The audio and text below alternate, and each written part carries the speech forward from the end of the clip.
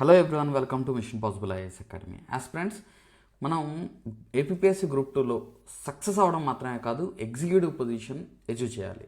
ఎందుకని అంటున్నానంటే, ఇప్పుడు మన దాంట్లో కూడా దగ్గరగా 30 పొజిషన్స్ వరకు ఏపీఎస్సీ గ్రూప్ 2లో సక్సెస్ సాధించారు. కానీ అందులో కొంతమంది జూనియర్ అసిస్టెంట్ జాబ్స్ అచీవ్ చేశారు. ఎస్, అచీవ్మెంటే, it is a great achievement, కాదనట్లేదు. కానీ సో వాళ్ళకి ఇంకా మంచి పొజిషన్ వచ్చేది, ఇంకా మంచి జాబ్ వచ్చి ఉండేది సార్, నాకు ఇంకొంచెం మంచిగా చదువుంటే నాకు ఇంకా బెటర్ పొజిషన్ వచ్చేది, ఇంకొక 3 మార్కులు, ఇంకొక 5 మార్కులు, ఇంకొక 10 మార్కులు సాధించుంటే నాకు జాబ్ వచ్చేది. ఆర్ 1:2 రేషియోలో వచ్చిన వాళ్ళు కూడా దగ్గరగా 100+ మెంబర్స్ 1:2 రేషియోలో ఉన్నోళ్ళు ఉన్నారనమాట. సో అయితే ఇంకొక 5 మార్క్స్ సాధించుంటే నాకు జాబ్ వచ్చేది అని 1:2 రేషియోలో ఉన్న స్టూడెంట్స్ బాధపడ్డారనమాట. సో ఎందుకు, రీజన్ ఏంటి అని అంటే, చదివేటప్పుడు కొన్ని అంశాలు పాటించడం, కొన్ని అంశాలు నెగ్లెక్ట్ చేయడం వల్ల సక్సెస్ అవ్వలేకపోతున్నారు. ఒకవేళ సక్సెస్ అయిన మంచి పొజిషన్లో సాధించలేకపోయారు అనమాట. సో ఈ 20 టిప్స్ మీరు ఫాలో అయితే మాత్రం ఖచ్చితంగా మీరు అచీవ్ చేయగలుగుతారు. ఓకే, సో ఈ 20 టిప్స్ మీరు స్ట్రిక్ట్గా ఫాలో అవ్వండి. అండ్ మెంటార్షిప్ స్టూడెంట్స్ ఎవరైతే ఉన్నారో, ఇప్పటికే మన దాంట్లో దగ్గర 1000+ స్టూడెంట్స్, మెంటార్షిప్ స్టూడెంట్స్ అయితే జాయిన్ అయ్యి ఉన్నారు. అండ్ ఇంకా మనం we're expecting more, 1 by 1 enquiries అయితే వస్తున్నాయి, జాయిన్ అవుతున్నారు 1 by 1. ఓకే, అండ్ ఈరోజు నుంచి కొత్త బ్యాచ్ కూడా మనం గ్రూప్ 2 మెంటార్షిప్ బ్యాచ్ అయితే స్టార్ట్ చేస్తున్నాము. ఇక్కడ నేను దాని గురించి కూడా నేను చెప్తాను. సో ఈ 20 టిప్స్ ఏంటి అని అంటే, ఫస్ట్ థింగ్, చాలామంది చేసే పెద్ద మిస్టేక్ ఏంటంటే సిలబస్ అస్సలు చదవకపోవడం. సిలబస్ చాలామంది చూడరు సరిగ్గా. ఓకే, ఏదో ఒక బుక్ తీసుకుంటారు, ఆ బుక్ మొత్తం చదువుకుంటూ వెళ్ళిపోతారు. అలా కాదు, మనం సిలబస్ మీద గ్రిప్ సంపాదించాలి. సిలబస్లో ఏం ఇచ్చారు, సిలబస్లో ఏ పదాలు వాడారు, సిలబస్లో ఇచ్చిన టర్మ్స్ ఏవైతే ఉన్నాయో అవి మనం వాటికి హై ప్రియారిటీ ఉండాలి. ఇప్పుడు ఫర్ ఎగ్జాంపుల్ హిస్టరీలో కొన్ని సిలబస్లో ఉండకపోవచ్చు, అయినా కానీ మన షెడ్యూల్లో ఇచ్చి నేను ఇస్తున్నాను. ఎందుకనంటే ఆ చరిత్ర అర్థం అవ్వాలి అని అంటే ఆ టాపిక్స్ మనం తెలుసుకోవాలి. సో అక్కడ గ్యాప్ వచ్చింది అని అంటే ఆ కంటిన్యూషన్ అనేది మీకు ఇబ్బంది అవుతుంది అనమాట. సో అందుకనే మనం సిలబస్లో బియాండ్ సిలబస్ ఉన్నా కానీ అది మీకు ఉపయోగపడుతుంది అనే ఉద్దేశంతోనే నేను ఇస్తున్నాను. కానీ సిలబస్లో ఉన్న టాపిక్స్ని అయితే మల్టిపుల్ టైమ్స్ మీతో ఇంకా ఎక్కువసార్లు రివిజన్ చేయిస్తాను, అందులో మీరు వరి అవ్వాల్సిన అవసరం లేదు. సో ఇక్కడ సిలబస్ని మనం బేసిస్గా తీసుకోవాలి. ఈ సిలబస్ని మనం బేసిస్గా తీసుకొని మనం ఏం చేయాలంటే, ఆ సిలబస్ని కూడా అసలు మనకి హిస్టరీలో ఏ టాపిక్ ఉంది, ఏ టాపిక్ లేదు అనేది ఆ సిలబస్ పేపర్ని కూడా మీరు ప్రింట్అవుట్ తీసుకొని జిరాక్స్ పెట్టుకొని ఆ ప్రింట్అవుట్ మీ దగ్గర పెట్టుకొని ఎప్పటికప్పుడు మీరు ఏ టాపిక్ చదువుతున్నారో ఆ టాపిక్ సిలబస్లో కూడా ఒకసారి చెక్ చేసుకోండి, మార్క్ చేసుకోండి. సో ఇది ఒకటి చాలా ఇంపార్టెంట్. సిలబస్ మనం ఫాలో అవ్వాలి. ఓకే, సో ముఖ్యంగా సొసైటీలో చాలామంది ఈ సిలబస్లో ప్రిలిమ్స్లో ఉన్న సొసైటీ ఆ సిలబస్ టాపిక్స్ మరి సరిగ్గా చూసుకోకపోవడం వల్ల అండర్ ఎస్టిమేట్ చేశారనమాట సొసైటీని. సో దానివల్ల చాలామంది ప్రిలిమ్స్ క్రాక్ చేసుకోలేకపోయారు. సో అదొకటి ఇంపార్టెంట్ పాయింట్. సో సిలబస్ మీద మనం బాగా దృష్టి పెట్టాలి, సిలబస్ మీద మనం ఎక్కువ ఫోకస్ చేయాలి. ఓకే, సిలబస్ని పక్కన పెట్టుకొని మన ప్రిపరేషన్ అనేది మనం కంటిన్యూ చేసుకోవాలి, అది గుర్తుపెట్టుకోండి.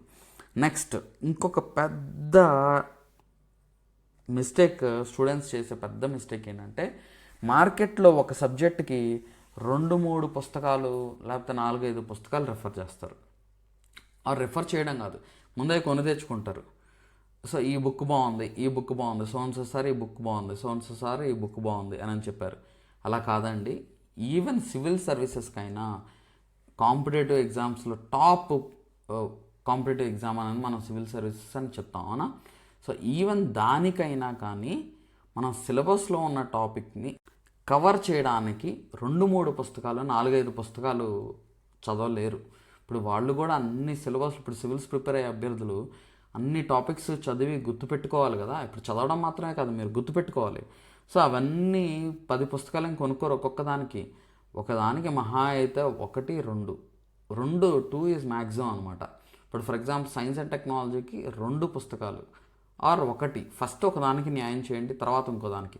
నేను మన మెంటార్ స్టూడెంట్స్ అందరికీ చెప్పేది ఏంటంటే, ఫస్ట్ మనం ఇచ్చే రెఫరెన్స్ బుక్ పీడిఎఫ్ మెటీరియల్ కూడా మనం షేర్ చేస్తున్నాము. ఆ రెఫరెన్స్ బుక్ పీడిఎఫ్ మెటీరియల్స్ మీరు చదువుకోండి. అది మాత్రమే కాకుండా మనం 1/1 మన మెంటార్షిప్లో జాయిన్ అయిన స్టూడెంట్స్ అందరికి కూడా 1/1 పీడిఎఫ్స్ కూడా మన ఇన్స్టిట్యూట్ తయారు చేసిన పీడిఎఫ్ మెటీరియల్స్ కూడా మనం ఇస్తున్నాం. సో అవి చదువుకోండి. ఫస్ట్ దానికి కంప్లీట్గా న్యాయం చేయండి, అప్పుడు వేరే సోర్స్ ఏదైనా చదువుకోండి. అంతేగాని ఇప్పుడు ఒకదానికి ముందు ఇది చదువుకొని తర్వాత ఇంకో బుక్ చదివి తర్వాత ఇంకో బుక్ చదివి తర్వాత ఇంకో బుక్ చదివితే మీరు ఎప్పుడు గుర్తుపెట్టుకుంటారు? అంత ఇన్ఫర్మేషన్ ఎలా రివైజ్ చేస్తారు చెప్పండి? So first thing, avoid multiple sources. ఒక సబ్జెక్ట్ ఇప్పుడు ఏపీ హిస్టరీ అనుకోండి, ఏపీ హిస్టరీ జోగినాయుడు ఫస్ట్ చదవండి. Laxmikanth polity, first Laxmikanth polity complete చేయండి, అప్పుడు వేరే పుస్తకాన్ని చదవండి. లక్ష్మీకాంత్ పాలిటీ కంప్లీట్ అయిపోయిన తర్వాత దాన్ని ఒక 4 to 5 times రివిజన్ చేసిన తర్వాత అప్పుడు వేరే దానికి వెళ్ళండి. అంతేగాని దీన్ని ఇప్పుడు లక్ష్మీకాంత్ పాలిటీ బుక్ తెచ్చుకుంటారు, మళ్ళీ మార్కెట్లో వేరే ఒక ఆథర్ ఎవరన్నా రిలీజ్ చేస్తే అది తెచ్చుకుంటారు, ఇంకో బుక్ తెచ్చుకుంటారు. మీ అల్మార్లో బుక్స్ అయితే పెరిగిపోతాయి కానీ అది మీ మైండ్లో అయితే స్టోర్ అవ్వదు. మీ మైండ్లో స్టోర్ అవ్వని నాలెడ్జ్ ఏదైనా కానీ అది మీకు వృధానే. ఎందుకంటే అది ఎగ్జామ్లో మీరు రీకలెక్ట్ చేయనప్పుడు అది వేస్ట్ కదా. అర్థమైందా అండి? సో మన బ్రెయిన్ అనేది మనం చాలా వాల్యుబుల్గా దాన్ని యూజ్ చేయాలి. సో డేటా స్పేస్ దొరుకుతుంది కదా అని ఏది పడితే అది మనం బ్రెయిన్లో మనం ఇంజెక్ట్ చేసుకోకూడదు, గుర్తుపెట్టుకోండి. ఓకే, సో దాన్ని కూడా రియలబుల్ బుక్స్ అంటే మనం ఈ బుక్ 1-2 పుస్తకాలు చదువుకుంటే చాలు ఆ సబ్జెక్ట్కి అన్నదానికి. ఇప్పుడు పాలిటీ లాంటి సబ్జెక్ట్కి అయితే ఒకటి చాలు, హిస్టరీ లాంటి సబ్జెక్ట్కి అయితే జోగినాయుడు చాలు. అదే దీన్ని రివిజన్ చేసుకోండి. ఇప్పుడు జోగినాయుడు విషయానికి వస్తే అదే జోగినాయుడు రిఫరెన్స్ బుక్ని మనం ఇంగ్లీష్ మీడియంలో కూడా మనం ప్రిపేర్ చేస్తున్నాము. ఇంగ్లీష్ సేమ్ అదే రెఫరెన్సెస్ని మనం ఇంగ్లీష్ మీడియంలో కూడా తయారు చేస్తున్నాము 1/1. అది కూడా మీకు మన మెంటార్షిప్ స్టూడెంట్స్ కావచ్చు, మన క్లాసెస్ ప్రోగ్రాంలో జాయిన్ అయిన స్టూడెంట్స్ కావచ్చు, ఆ మెటీరియల్ అయితే మీకు అవైలబుల్లోకి తీసుకొస్తాం. ఓకే, సో ఇంకొకటి, సో లిమిటెడ్ బుక్స్ అనేది చాలా ఇంపార్టెంట్. ఇది అన్నిటికన్నా మెయిన్ అండి. మీరు మాత్రం మీ బుక్స్ లిమిట్ చేసుకోకపోతే you are wasting your time అని అర్థం. ఓకే, సో మనం మెటీరియల్స్ ప్రొవైడ్ చేస్తాం, ఆ మెటీరియల్స్ కూడా మీరు చదువుకుంటూ ఉండండి. అండ్ రెఫరెన్సెస్ ఏదైతే మనం పీడిఎఫ్ ఫార్మాట్లో షేర్ చేస్తామో మీ వాట్సాప్ గ్రూప్కి మెంటార్షిప్ స్టూడెంట్స్కి, అది చదువుకోండి. సో అంతవరకు మీకు సరిపోయి దాన్నే ఒక 5-6 సార్లు రివిజన్ చేయండి. ఓకే, నెక్స్ట్, ప్రిపేర్ ఏ డైలీ స్టడీ ప్లాన్. ఇప్పుడు ఇక్కడ ఒక ప్లాన్ అనేది ఉండాలి. ఇప్పుడు ఈరోజు నేను ఈ టాపిక్ చదువుకుంటాను, రేపు ఇంకో టాపిక్ చదువుకుంటాను, రేపు ఇంకో టాపిక్ చదువుకుంటాను. ఇప్పుడు జనరల్గా స్టూడెంట్స్ ఓన్లీ ప్రిపరేషన్ మీదే ఉన్నారనుకోండి, మీకు ఎక్కువ టైం ఉందనుకోండి, మార్నింగ్ ఒక సబ్జెక్ట్ చదువుకోవచ్చు, ఈవినింగ్ ఒక సబ్జెక్ట్ చదువుకోవచ్చు. ఆర్ మార్నింగ్ ఒక హాఫ్ డే ఏమో ఒక సబ్జెక్ట్, ఇంకో హాఫ్ డే ఇంకో సబ్జెక్ట్. కొంతమంది ఏం చేస్తారంటే రోజులో 5-6 సబ్జెక్టులకి షెడ్యూల్ వేసుకుంటారు. ఒక 2 గంటలు ఒక సబ్జెక్టు, ఇంకో 2 గంటలు ఇంకో సబ్జెక్టు, ఇంకో 2 గంటలు ఇంకో సబ్జెక్టు. అలా ఎప్పుడు కూడా చేయకండి. మీరు జనరల్గా ప్రిపరేషన్లో 2 సబ్జెక్ట్స్ యాడ్ చేసుకోండి చాలు. ఇప్పుడు మనం ఇచ్చే షెడ్యూల్లో ఏం చేస్తున్నామంటే డైలీ మన మెంటార్షిప్ స్టూడెంట్స్కి డైలీ ఒక టాపిక్కే ఇస్తున్నాము. ఎందుకు ఒక టాపిక్కే ఇస్తున్నారు సార్ మీరు అని అంటే రీజన్ ఏంటంటే మీరు ఒక్కదానికి పర్ఫెక్ట్గా న్యాయం చేయండి. ఇప్పుడు ఇందులో ఓన్లీ స్టూడెంట్సే ఉండొచ్చు, లేకపోతే ఓన్లీ ఇప్పుడు జాబ్ చేస్తూ ప్రైవేట్ జాబ్ చేస్తూ లేకపోతే గవర్నమెంట్ వేరే జాబ్ చేస్తూ దీంట్లో ప్రిపరేషన్లో ఉండేవాళ్ళు ఉండొచ్చు. మీకు టైం ఎక్కువ దొరకపోవచ్చు. సో టైం ఎక్కువ దొరకనప్పుడు 4-5 సబ్జెక్టులు మీరు చదవలేరు కదా, ఒకదానికి ఫస్ట్ న్యాయం చేయండి. ఇప్పుడు మనం ఏం చేసాం, 2nd మార్చ్ వచ్చేసరికి హిస్టారికల్ బ్యాక్గ్రౌండ్ అనే టాపిక్ ఇచ్చాం. ఈ 2nd మార్చ్ మనం ఏదైతే ఇచ్చామో హిస్టారికల్ బ్యాక్గ్రౌండ్ అనే టాపిక్ని దానికి మీరు పర్ఫెక్ట్గా న్యాయం చేయండి. దానికి న్యాయం చేస్తే ఆటోమేటిక్గా మీరు అక్కడ అందులో యాక్యురసీ వచ్చినట్టు, పర్ఫెక్షన్ వచ్చినట్టు. అప్పుడు నెక్స్ట్ ఏం చేస్తారు, మిగతా టైం ఏదైతే ఉందో అంటే ఎంప్లాయీస్ అవ్వచ్చు, హౌస్ వైఫ్స్ ఎవరైతే ఉన్నారో, సో మీరేం చేస్తారంటే నెక్స్ట్ డే టాపిక్, ఇంకా టైం మిగిలింది అనుకోండి, నెక్స్ట్ డే టాపిక్ చదవండి. ఒకవేళ టైం మిగలలేదు అనుకోండి, అదే టాపిక్ చదవగలిగారు అనుకోండి, దాన్నే కంప్లీట్ చేసుకోండి. అర్థమైందా అండి? సో మనము పర్ డే ఒక రోజుకి ఒక సబ్జెక్ట్, ఒక టాపిక్ ఇస్తున్నాము. ఈ హిస్టారికల్ బ్యాక్గ్రౌండ్ అనే టాపిక్ని మీరు చదువుకుంటారు, మార్నింగ్ ఈవినింగ్ చదువుకుంటారు. నైట్ 8 PM కల్లా మనం టెస్ట్ అప్లోడ్ చేస్తాం కాబట్టి ఆ టెస్ట్ రాస్తారు. సో ఒకవేళ ఆ రోజు మీరు రాయలేకపోతే నెక్స్ట్ డే అన్న రాస్తారు. సో టెస్ట్ రాయడము ఇలా డైలీ షెడ్యూల్ అనేది చాలా ఇంపార్టెంట్. ఇక్కడ ఇంపార్టెంట్ పాయింట్ అది. సో ఈ షెడ్యూల్ కనుక మీరు ప్రిపరేషన్ చేసుకోవడం అనేది మీకు తెలియకపోతే మనం ఆల్రెడీ షెడ్యూల్ ప్రిపేర్ చేస్తున్నాం కాబట్టి ఆ షెడ్యూల్ ప్రిపేర్ చేస్తుందని అది ఫాలో అవ్వండి. ఓకే, సో ఇక్కడ మేకింగ్ ఆఫ్ ద కాన్స్టిట్యూషన్ ఇచ్చాం. ఇప్పుడు చూడండి, మీకు వారానికి కనీసం అట్లీస్ట్ త్రీ సబ్జెక్ట్స్ మీకు ఈజీగా కవర్ అవుతున్నాయి, లేకపోతే 4 సబ్జెక్ట్స్ ఈజీగా కవర్ అవుతుంది. హిస్టారికల్ బ్యాక్గ్రౌండ్ అంటే పాలిటీ ఇస్తున్నాము, ఇండియన్ హిస్టరీ వస్తుంది, సైన్స్ అండ్ టెక్నాలజీ వస్తుంది, ఏపీ హిస్టరీ వస్తుంది. అంటే 4 సబ్జెక్టులు వస్తున్నాయి. మీరు 2 వారాల్లో 5 సబ్జెక్ట్స్ ఇక్కడ కవర్ చేసుకున్నట్టే. అంటే ఒక సండే రోజు మీకు మనం ఏం చేస్తున్నామంటే ఒకరోజు, అంటే సండే అని కాదు, ఏదన్నా ఒకరోజు మనం 2 వీక్స్లో ఒకరోజు ఏంటంటే సొసైటీ యాడ్ చేస్తున్నాం, సొసైటీ ఇస్తున్నాము. అర్థమైందా? సో అంటే ఇక్కడ మీకు ఒక ప్లాన్ అనేది ఇంపార్టెంట్ అనేది నేను చెప్తున్నాను. ఈ ప్లాన్ కనుక మీకు ఉందనుకోండి, మీరు ఆటోమేటిక్గా 50% అచీవ్మెంట్ చేసేసినట్టే. ప్లాన్ లేకపోతే ఏం చదువుతున్నారు, ఎలా చదువుతున్నారు, ఎంతవరకు మీరు దాన్ని చదువుకోగలుగుతున్నారు, ఎంతవరకు మీకు గుర్తుంటుంది, లేకపోతే ఆ షెడ్యూల్ కనుక లేకపోతే మీరు ఇబ్బంది పడతారు. సో మనం ఏం చేస్తున్నాము, ఆ షెడ్యూల్ మీకు ప్రిపేర్ చేసి ఇస్తున్నాం. సో మీ అంతటా మీరు ఆ షెడ్యూల్ ప్రిపేర్ చేసుకోగలిగితే ఓకే. కానీ ఒక మంచిగా ప్లాన్ చేసుకొని మన షెడ్యూల్ ప్రకారం మీరు ఫాలో అయితే ఒక 4 మంత్స్లో 3 to 4 మంత్స్లో మీకు సిలబస్ అంతా కవర్ అయిపోయి మళ్ళీ సెకండ్ రివిజన్ చేసుకోవచ్చు. సో ఆల్రెడీ ఫస్ట్ బ్యాచ్ ఎవరైతే జాయిన్ అయ్యారో వాళ్ళకి ఇప్పుడు సెకండ్ రివిజన్ మనం చేస్తున్నాము. అర్థమైందా అండి?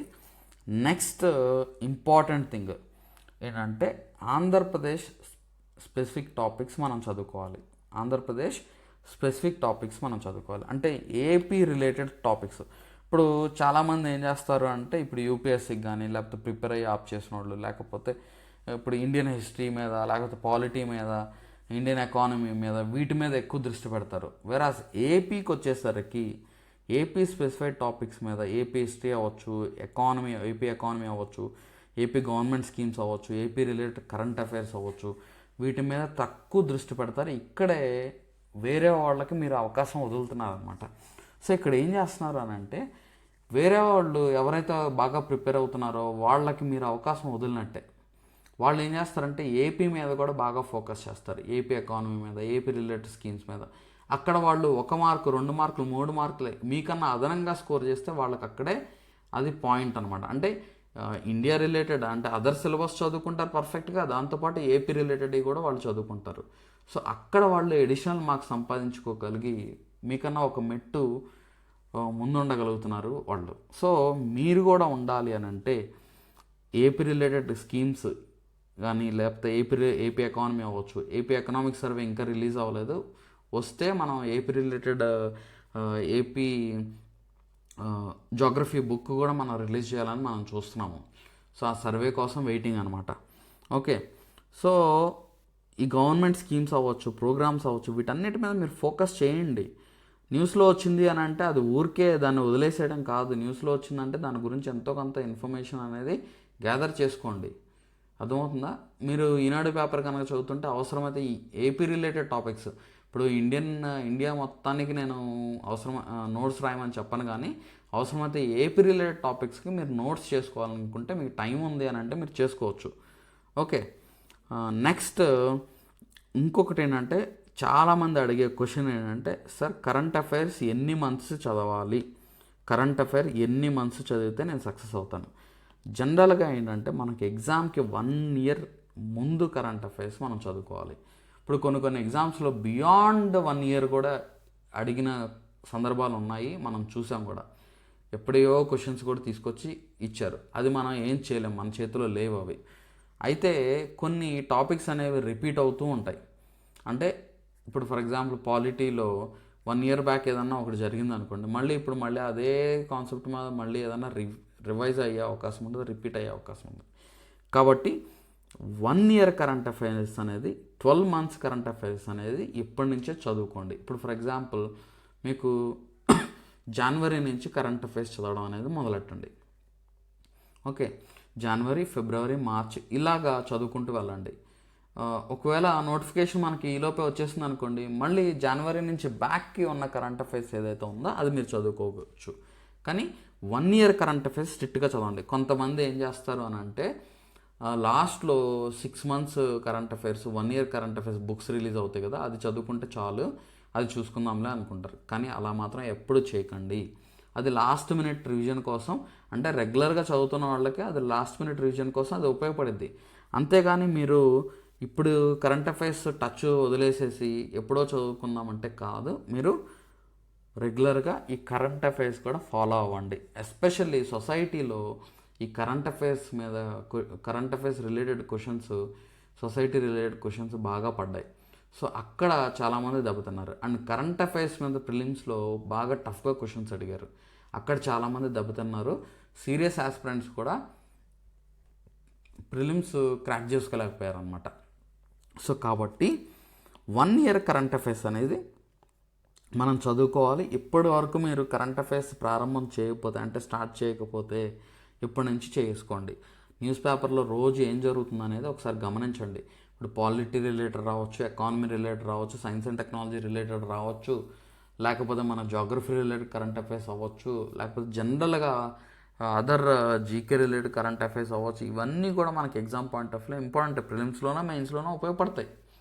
సో మనం ఎప్పుడైతే టచ్లో ఉన్నామో, తరోగా ఉన్నామో, అప్పుడే మనకి అది మెయిన్స్ పేపర్స్లో కూడా ఉపయోగపడుతుంది, ప్రిలిమ్స్లో కూడా మనకు ఆ కరెంట్ అఫైర్స్ ఉపయోగపడుతుంది అనమాట. నెక్స్ట్ అనదర్ ఇంపార్టెంట్ థింగ్ ఏంటంటే ప్రీవియస్ ఇయర్ పేపర్స్ మనం ప్రాక్టీస్ చేయాలి. ఇది చాలామంది చేయరండి. ప్రీవియస్ ఇయర్ పేపర్స్ మహా అయితే ఒక పేపరో 2 పేపర్లో చూస్తారు, చూసేసి వదిలేస్తారు. సో అలా కాదు. నా సలహా ఏంటంటే మార్కెట్లో మీకు ప్రీవియస్ ఇయర్ పేపర్స్ బుక్ కూడా దొరికింది, విజేత కాంపిటీషన్స్. అవసరమైతే APPSC previous year papers book కూడా మీరు కొనుక్కోండి, దానికి డబ్బులు పెట్టండి, పర్లేదు. ఇప్పుడు దానికి మహా అయితే ఒక 300-400 ఖర్చు అయింది అనుకోండి, అది మీకు నష్టమేం లేదు, మీకు జాబ్ తెచ్చిపెట్టిద్ది, దానికి ఖర్చు పెట్టండి, పర్లేదు. అర్థమవుతుందండి? సో ఈ ప్రీవియస్ ఇయర్ పేపర్స్ అనాలిసిస్ కూడా నేను చేస్తున్నాను. ఆల్రెడీ సైన్స్ అండ్ టెక్నాలజీ చేశాను, మిగతా సబ్జెక్ట్స్ కూడా, ఇప్పుడు సొసైటీ అవ్వచ్చు, నెక్స్ట్ మిగతా టాపిక్స్ కూడా నేను చేస్తాను. అవి 1 by 1 మీకు అప్లోడ్ చేస్తాను. ఓకే, అవి ఫాలో అవ్వండి. And previous year papers explanation నేను చేస్తాను. ఓకే, అనాలిసిస్ చేస్తాను, ఎలాంటి క్వశ్చన్స్ వచ్చాయి ఏంటనేది, అవి ఫాలో అవ్వండి. ఓకే, వీడియోస్ వస్తాయి, అవి యూట్యూబ్లో వస్తాయి, అవి ఫాలో అవ్వండి. నెక్స్ట్ మన మెంటార్షిప్ స్టూడెంట్స్ అందరికి కూడా నేను పర్టికులర్గా చెప్పేది ఏంటంటే, మీరు గ్రూప్ 2లో మంచి పొజిషన్లో ఉండాలి అని అంటే ఇంకొక ముఖ్యమైన సలహా ఏంటి అని అంటే, ప్రీవియస్ ఇయర్ పేపర్స్ అన్నీ సాల్వ్ చేయండి. సాల్వ్ చేయడం ఎలా సార్, నాకు రాదు కదా, నాకు అసలు బేసిక్స్ అసలు ఇప్పుడే స్టార్ట్ చేస్తాను కదా, నేను సబ్జెక్ట్ని ఎలా చేయమంటారంటే పర్లేదు, ఆన్సర్ ఏమి ఇచ్చారో తెలుసుకోండి అంతే. ఇప్పుడు ఒక క్వశ్చన్కి అక్కడ ఆన్సర్ ఏమి ఇచ్చారు, ఆన్సర్ ఏమి వచ్చింది అని తెలుసుకోండి. ఇప్పుడు పాలిటీలో మీరు ఆ చాప్టర్ చదవలేదు, అయినా చాప్టర్ మీద మీకు క్వశ్చన్ వచ్చింది, కనిపించింది, దానికి అక్కడ ఆన్సర్ కనిపిస్తుంది, ఆన్సర్ తెలుసుకోండి. అది ఆ ఆన్సర్ ఏదైతే ఉందో అది రేపు వేరే ఎగ్జామ్లో మీకు ఉపయోగపడుద్ది. మన దగ్గర టెస్టులు పెడుతుంటే అక్కడ ఉపయోగపడుద్ది. నెక్స్ట్ అది మాత్రమే కాకుండా వేరే దగ్గర కూడా ఉపయోగపడుద్ది. మీరు ఏపీపీఎస్సీ ప్రీవియస్ ఇయర్ పేపర్స్ చూస్తే చాలా క్వశ్చన్స్ రిపీట్ అయిన క్వశ్చన్స్ కనిపిస్తూ ఉంటాయి, ఒక పేపర్లోనూ ఇంకో పేపర్లోనూ అదే టాపిక్ మీద, అదే కాన్సెప్ట్ మీద డిఫరెంట్గా అడిగిన సందర్భాలు కనిపిస్తాయి. సో అలాగే మీకు ప్రీవియస్ ఇయర్ పేపర్స్ మీద ఓవరాల్గా మీకు మెయిన్స్లో ఒక 10 మార్కులు 15 మార్కులు ప్రీవియస్ ఇయర్ క్వశ్చన్స్ సాల్వ్ చేయడం వల్ల మీకు కవర్ అయింది అనుకో, అది మీకు లాభమే కదా. అదేవిధంగా ప్రిలిమ్స్లో ఈ ఏపీపీఎస్సీ ప్రీవియస్ ఇయర్ పేపర్స్ అన్నీ సాల్వ్ చేయడం వల్ల ఒక 10 మార్కులు మీకు వస్తే అది మీకు ప్రాఫిటే కదా. ఖచ్చితంగా ఏదో విధంగా ఎక్కడో అక్కడ రిపీట్ అయిన క్వశ్చన్స్, ఎక్కడో అక్కడ ఇంపార్టెంటే కవర్ చేయాలి కదా, ఏ ఎగ్జామినర్ అయినా కానీ. సో రిపీట్ అవుతాయి కాబట్టి వాటిని ప్రీవియస్ ఇయర్ పేపర్స్ సాల్వ్ చేయండి, ఇది మీకు చాలా ముఖ్యం. ఈ ఎగ్జామ్ అనే కాదు, మీరు ఏ ఎగ్జామ్ ప్రిపేర్ అవుతున్నా దాని ప్రీవియస్ ఇయర్ పేపర్స్ సాల్వ్ చేయండి. ఓకే, నెక్స్ట్ ఇంకొక 7th పాయింట్ వచ్చేసరికి రివైజ్ ఫ్రీక్వెంట్లీ. సో ఇక్కడ నేను రివిజన్కి చాలా హై ప్రియారిటీ ఇస్తాను. ఈవెన్ మన స్టూడెంట్స్కి లాస్ట్ టైం మన దగ్గర జాయిన్ అయిన వాళ్ళకి కనీసం ఓవరాల్గా 4 to 5 రివిజన్స్ అన్నా మనం చేయించాం. సో ఈ రివిజన్ అనేది చాలా ఇంపార్టెంట్. మనం ఎంత ఎక్కువ రివిజన్ చేస్తే అంత మంచిది. ఇప్పుడు ఎంత రివిజన్ చేస్తే మీరు అంత శక్తివంతులు అవుతారు, అంత యాక్యురసీ పెరిగిద్ది, అంత పర్ఫెక్షన్ వస్తుంది. మీరు ఆన్సర్స్ కరెక్ట్గా మీరు ఆన్సర్ చేయగలుగుతారు, కన్ఫ్యూజన్ అనేది ఉండదు. ఇప్పుడు దాన్ని ఏమంటారంటే, ఆపరేషన్ చేసే డాక్టర్ చేయి వణక్కుండా ఏ విధంగా అయితే ఆపరేషన్ చేయాలో, అంటే అంత ఎక్స్పీరియన్స్ ఉంటే కానీ ఆ డాక్టర్ చేయి వణక్కుండా ఆపరేషన్ చేయగలుగుతారు. అదేవిధంగా అన్ని ఎగ్జామ్స్ రాయడం వల్ల, అన్నిసార్లు రివిజన్ చేయడం వల్ల, రిపిటేషన్స్ చేయడం వల్ల మీరు కరెక్ట్గా ఆన్సర్ పెట్టగలుగుతారు. నాకు కొంతమంది students mains APPSC group 2 mains exam రాసి నేను 150 అవుట్ ఆఫ్ 150 పేపర్ ఫస్ట్ పేపర్లో పెట్టాను సార్, సెకండ్ పేపర్లో కూడా 150 అవుట్ ఆఫ్ 150 పెట్టాను. కొంతమంది ఏమో 150కి నేను 145 పెట్టాను, 147 పెట్టాను సార్. ఇలాగా చెప్పిన వాళ్ళు ఉన్నారనమాట. అయితే ఇక్కడ నేను చెప్పేది ఏంటంటే, పెట్టిన ఎన్ని పెట్టామన్నది కాదు, అక్కడ యాక్యురేట్గా పెట్టామా లేదా అన్నది కూడా important. Okay, accuracy is important. ఎప్పుడైతే రివిజన్ చేస్తారో మీకు ఆ యాక్యురసీ వస్తుంది. సో అలా పెట్టిన వాళ్ళకి 1:2 రేషియోలో లేరు. ఎందుకనంటే యాక్యురసీ ఈజ్ మిస్సింగ్. మనం రాసేటప్పుడు, ఎగ్జామ్ రాసేటప్పుడు మనకేమనిపించింది అంటే అన్నీ కరెక్ట్గానే అనిపిస్తాయి, ఇది నేను కరెక్ట్గానే పెడతానని అనిపిస్తుంది, ఇది నాకు తెలుసు అనిపించింది. కానీ వన్స్ వచ్చిన తర్వాత కీ చెక్ చేస్తే మనం రాంగ్ అయింది అనుకోండి, మనం బాధపడాల్సిన పరిస్థితి. సో అలా ఎందుకు జరుగుతుంది? నేను చదివాను, నాకు వచ్చింది, కానీ నేను తప్పు చేశానంటే ఎక్కడ తప్పు జరిగింది అని అంటే, it is because you are not preparing perfectly. యాక్యురేట్గా ఆన్సర్ చేసేలాగా నువ్వు చదవట్లేదు. గుర్తుపెట్టుకోండి. మిమ్మల్ని ఇక్కడ అండర్ ఎస్టిమేట్ చేయడం కోసం కాదు, మిమ్మల్ని కాషన్ చేస్తున్నాను. ఇలా చదివితే సక్సెస్ అవుతారు. కనీసం 4 to 5 రివిజన్స్ అన్నా చేయాలి. రివిజన్ ఎలా చేయాలి సార్? ఎన్ని రోజులకు ఒకసారి రివిజన్ చేయాలి ఒక టాపిక్ని అంటే, ఇప్పుడు ఫర్ ఎగ్జాంపుల్ ఇలాగా మీరు పెట్టుకోండి. ఫస్ట్ డే అంటే ఈరోజు మీరు చదివిన టాపిక్ని మళ్ళీ 3rd డే రివిజన్ చేసుకోండి. 3rd డే రివిజన్ చేసుకున్నాక 7th డే రివిజన్ చేయండి. 7th డే రివిజన్ చేసిన తర్వాత మళ్ళీ 15th డే రివిజన్ చేయండి. 15th డే రివిజన్ చేసిన తర్వాత 30th డే మళ్ళీ రివిజన్ చేయండి. అలాగా విత్ ఇన్ ఏ మంత్ మీరు 5 రివిజన్స్ చేసుకోగలిగితే బాగుంటుంది. అండ్ వన్స్ ఈ రివిజన్ అనేది ఇంకా కంటిన్యూస్ ప్రాసెస్, దీన్ని రిపీట్ చేస్తూ ఉండండి. Continuous process. ఒక టాపిక్ని మనం బాగా వచ్చి నిద్రలో తట్టి లేపినా కానీ మీరు ఆన్సర్ చేసేలా అంత రివిజన్ చేయాలండి. ఓకే, అది గుర్తుపెట్టుకోండి. నెక్స్ట్ ఇంకొకటి ఇంపార్టెంట్ పాయింట్ ఏంటి అని అంటే, షార్ట్ నోట్స్ ప్రిపేర్ చేసుకోమంటారా అనే క్వశ్చన్ అడుగుతారు చాలామంది. సార్ నేను ప్రిపేర్ అవుతున్నాను సార్, నాకు ఉన్న టైం ఇది సార్, నాకు షార్ట్ నోట్స్ ప్రిపేర్ చేసుకోమంటారా అని అడుగుతారు.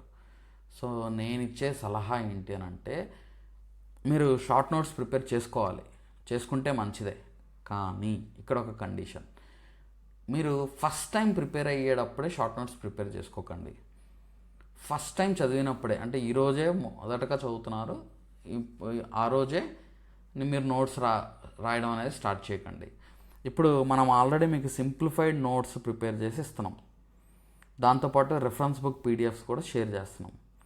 సింప్లిఫైడ్ నోట్స్ మీకు చాలా ఈజీగా ఉంటుంది, చదివేటప్పుడు చాలా ఈజీగా మీ మైండ్లోకి వెళ్ళిపోయింది. ఆ విధంగా మీకు ఆ నోట్స్ అనేది ప్రొవైడ్ చేస్తున్నాం. ఓకే, ఆల్రెడీ మన మెంటార్షిప్ స్టూడెంట్స్కి అది తెలుసు.